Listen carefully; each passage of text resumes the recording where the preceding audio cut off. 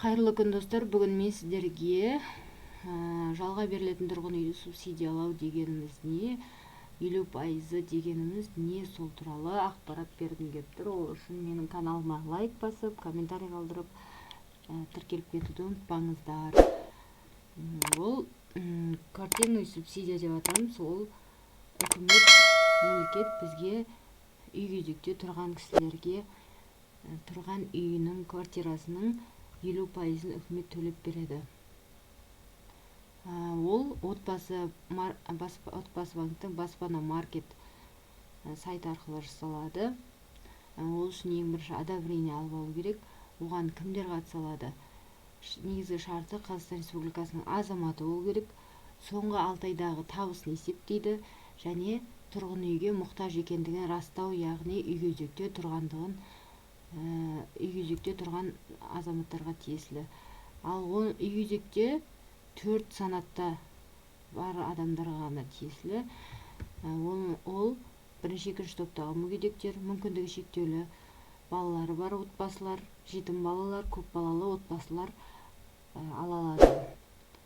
Ол квартирный субсидия, одобрение қанша шығатыны сіздің ЭЦП-ңызды осы өтініш беру арқылы өтініш берген кезде база өзі есептеп шығарады. Осы 6 айға дейінгі табысыңызды есептейді.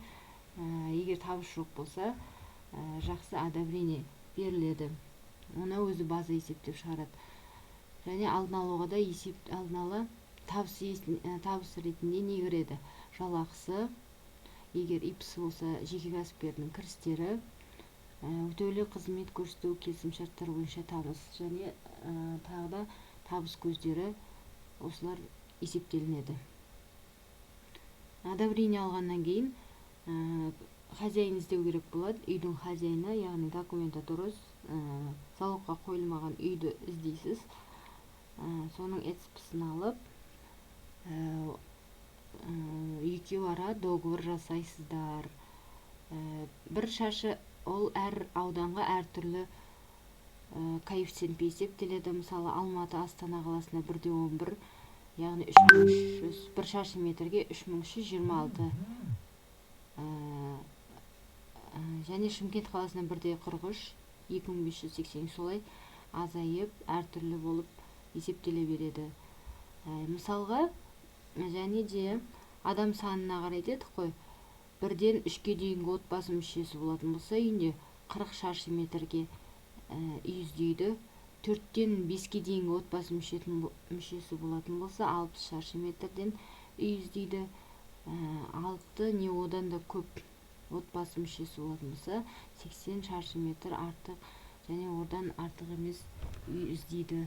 Мысалы, енді Алматы қаласының тұрғыны 1 шаршы метр тұрғын үй 3326 дедік қой.